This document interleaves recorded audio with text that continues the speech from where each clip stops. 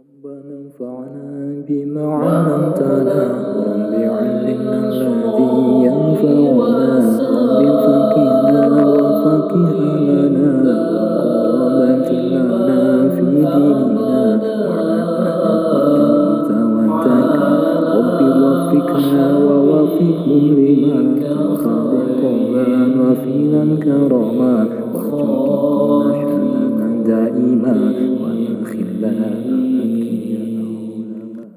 خصوصا إلى روحي وجسد شيخنا ومربي روحنا ومرشدنا المكرم أبا محمد زمهر عبد كريم أبنتني في المكان شاء لله له الفاتحة. أعوذ بالله من الشيطان الرجيم بسم الله الرحمن الرحيم الحمد لله رب العالمين الرحمن الرحيم مالك يوم الدين إياك نعبد وإياك نستعين اهدنا الصراط المستقيم صراط الذين أنعمت عليهم غير المغضوب عليهم ولا الضالين رب اغفر لنا آمين يا رب العالمين. السلام عليكم ورحمة الله وبركاته. Alhamdulillah hamdan katsiran tayyiban mubarakan fi. Allahumma salli ala sayyidina Muhammad wa ala ali sayyidina Muhammad. Amma ba'd. Alhamdulillah, baik sahabat murid dan rekan-rekan sekalian dimanapun berada yang dirahmati Allah subhanahu wa ta'ala. Alhamdulillah kita dipertemukan kembali di channel ini. InsyaAllah pada kesempatan di episode 5 ini kita akan melanjutkan kajian kitab Qasam Nur Jilid 1 tentang Ismul Dzat dari sisi asal dan perubahan lafaznya. Baik, sebelum membahas lebih jauh tentang Ismul Dzat dari sisi asal dan perubahan lafaznya ini, terlebih dahulu ketahuilah di dalam jari-jari tangan Anda dari kelingking hingga ibu jari pada kedua tangan tertulis asma Allah. Maka angkatlah kedua tanganmu sepadas bahumu, tinggikanlah asma Allah itu ketika Anda berdoa. Dan janganlah Anda merusaknya dengan mengambil sesuatu yang dilarang oleh Allah subhanahu wa ta'ala dan Rasulnya. Hingga perintah dipotong tangan di dalam kalam yang maha sempurna itu akan berlaku bagi siapa saja yang mencuri. 99 Asmaul Husna berada di garis tangan telapak tangan Anda yang mana sebelah kanan tertulis 18 angka Arab dan kiri 81 angka Arab. Maka itu kenalilah af'al, asma, sifat dan zatnya yang maha jalal atau maha agung, jamal atau maha indah, dan kamal atau maha sempurna. Disitulah terdapat 50 aqaid sebagai syahadat tauhidnya.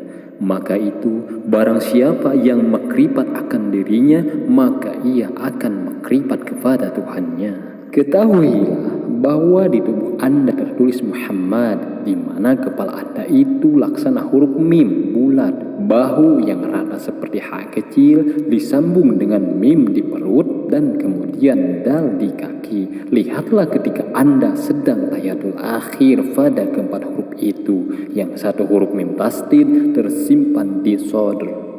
Maka itu kenalilah 9 sifat bagi Rasul dan keempat rukun imannya. Disitulah terdapat 13 aqaid sebagai syahadat Rasulnya.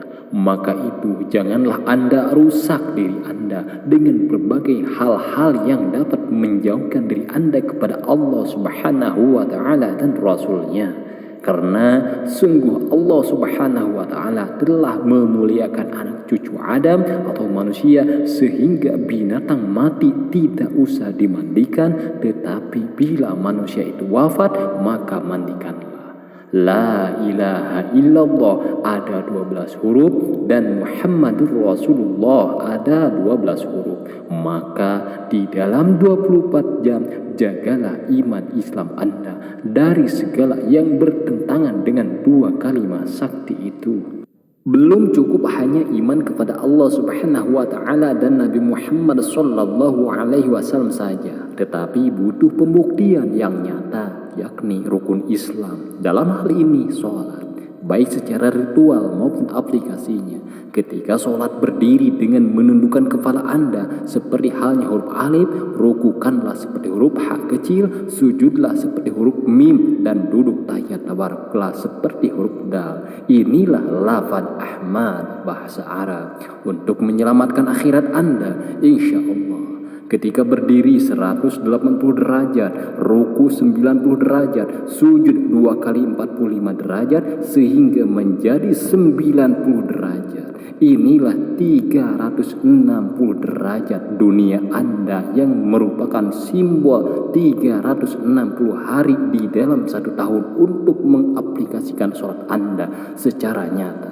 Mudah-mudahan Anda akan selamat dan beruntung di dunia maupun di akhirat nanti. Amin ya Allah ya Rabbal Alamin.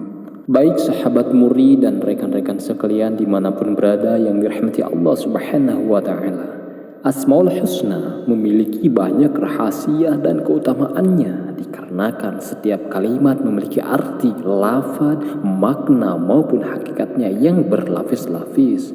Rasulullah Shallallahu Alaihi Wasallam bersama para sahabatnya juga para ulama di samping mencari rahasia kedalaman di setiap asma Allah Ta'ala sebagai peningkatan iman, juga mereka mengamalkan Asmaul Husna ini sebagai tambahan zikir dan pelengkap doa-doa mereka sesuai dengan perintah Allah Ta'ala di dalam kitab-kitabnya yang jelas Al-Mubin. Baik, pada mata kuliah khusus Majlis Murri kali ini saya sedikit jelaskan tentang asma Allah Ta'ala, yaitu ismu dzat dari sisi asal dan perubahan lafaznya, yakni sebagai berikut: Allah, Allah, Allah. Lafaz Allah adalah ismu dzat wajibul wujud, nama zat yang wajib adanya. Jika nama ini disebut, maka nama-namanya yang lain ikut terpanggil. Tetapi jika nama yang lain disebut, maka nama-namanya yang lain tidak ikut terpanggil. Lafaz ini disebut juga Ismul Karim, nama yang sangat mulia, atau Ismul Azam, nama yang sangat agung. Sehingga dari semua makhluknya diharamkan memiliki nama dengan lafaz ini, terkecuali diawali dengan lafaz abdu atau hamba, atau yang serupa dengan lafaz abdu, sehingga memiliki arti dan makna yang tidak menyimpang dari petunjuknya. Di dalam sejarah ada beberapa orang yang berbeda zaman menamai anaknya dengan nama Allah, maka dalam hitungan hari anaknya itu meninggal dunia. Peristiwa ini jika Anda tidak percaya dapat Anda coba lakukan sendiri. Baik, ketika Syekhuna Al-Mukarram Abah Muhammad Jamhar Abdul Karim pada waktu itu menterapi TKW yang saat itu malam hari kesurupan massa di mesnya ada 70 TKW lebih. Rupanya setelah ditelusuri ada yang aborsi di mes tersebut, yang mana bayinya itu disimpan di dalam kendi kemudian dikuburkan di kebun di dalam mes tersebut, dan menamai bayinya itu dengan sebutan Robbana, padahal artinya Tuhan kami, karena korinnya selalu menyebut ana sehingga dinamai Robbana, dan mereka tidak tahu artinya ucap mereka. Sehingga saya ganti nama bayi itu dan saya perintahkan agar mereka para TKW berwudu. Saya ajarkan cara sholat gaib, lalu setelah sholat gaib berjamaah kemudian zikir berjamaah sekitar 10 menit beserta pemantapan akidahnya dengan beberapa nasihat yang saat itu sangat diperlukan. Baik, ketahuilah lafaz Allah bahasa Arab berasal dari lafaz ilahun atau Tuhan, dengan mengalami 5 kali perubahan hingga membentuk lafaz Allah, yakni dengan perincian dan penjelasan sebagai berikut. Baik, yang satu ilahun, pakai tanwin pada huruf H besar, artinya Tuhan. Dan lafaz ini termasuk isim nakirah, yakni nama yang memiliki makna umum atau banyak versinya, maka itu boleh ditanwin. Di mana yang disebut Tuhan di sini yang mana? Maka tidak tahu. Lafaz ini disebut juga isim jenis, yakni setiap apapun yang disembah, baik yang hak maupun yang batil, maka itu disebut ilahun.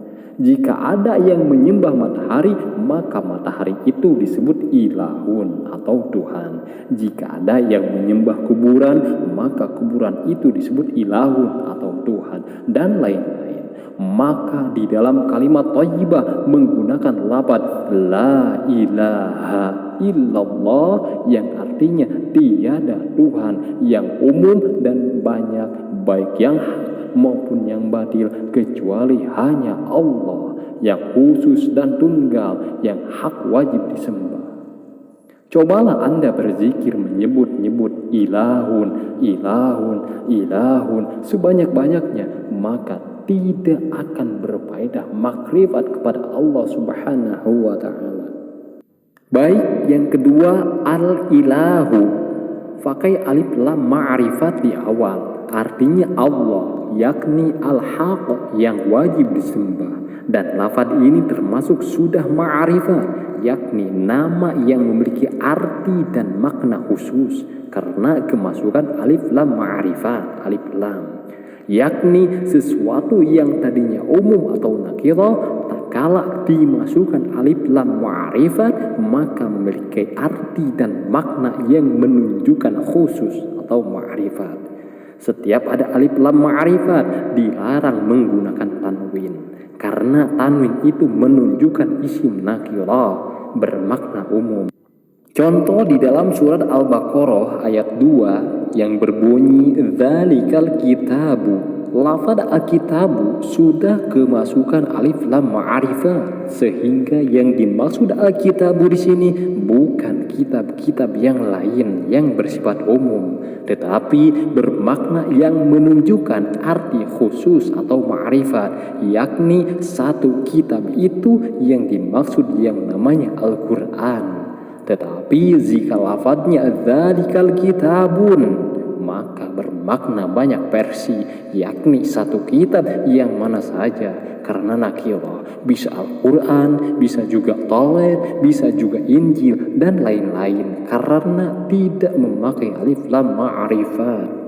Baik, yang ketiga Allahu, pakai sukun pada lam awal dan lam kedua pakai alif, artinya Allah, yakni al-haq yang wajib disembah. Dan lafaz ini sama seperti lafaz yang nomor 2 tadi, tetapi pada bentuk lafaz ini hamzah yang kedua dari lafaz al-ilahu dihadap atau dibuang, setelah itu dinaqal atau dipindahkan harokatnya kepada lam, yakni dengan disukunkan atau dimatikan pada lam pertamanya, dan dipanjangkan lam yang kedua dengan memunculkan alif yang awalnya masih tersimpan, dan memberi harokat fathah yang tidak terdekat berdiri, karena sebagai tanda panjang huruf alif boleh disimpan dan harokat fathahnya ditegakkan.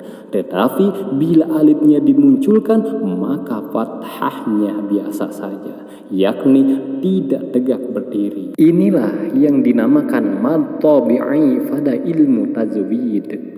Baik, yang keempat Allahu, pakai tasdid pada lam kedua, artinya Allah, yakni al-haq yang wajib disembah. Dan lafaz ini sama seperti lafaz yang nomor 3, tetapi pada bentuk lafaz ini diberi tasdid pada lam kedua, dan posisi alif kedua masih tetap dimunculkan, karena bila lam sukun atau mati bertemu dengan lam yang hidup, atau bertemunya dua huruf yang sama, lam dengan lam, maka wajib diidghamkan atau ditasdidkan, satu hurufnya disimpan, yang disebut dengan idgham mislain atau mutamassilain bila gunna. Lihat pada ilmu tajwid. Baik, yang kelima Allah, pakai tabkhim, artinya Allah, yakni al-haq yang wajib disembah dan wajib adanya.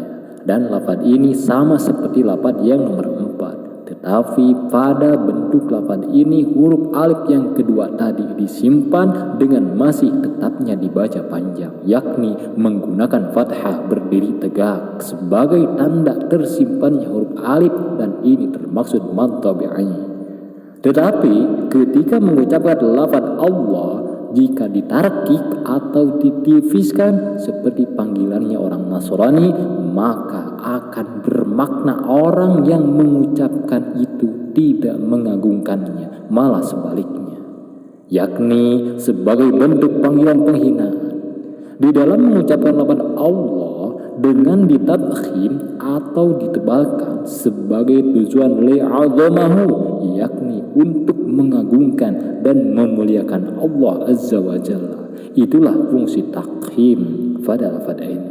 Cobalah Anda berpikir tarki menyebut Allah, Allah, Allah sebanyak-banyaknya, maka tidak akan berfaedah makrifat kepada Allah Subhanahu wa Ta'ala.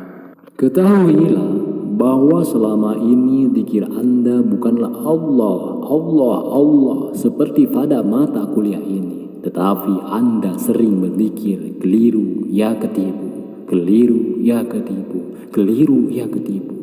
Renungkanlah zikir ini pada bisnis Anda, kehidupan Anda, kerjaan Anda, rumah tangga Anda, pergaulan Anda, dan lain-lain di semua kehidupan Anda. Sesungguhnya batin Anda sudah cukup lelah mengikuti pergerakan nafsu Anda dan alam pikiran Anda. Maka jangan lewatkan kesempatan ini di mana saya mumpung masih bisa bermain medsos tidak tahu sampai kapan.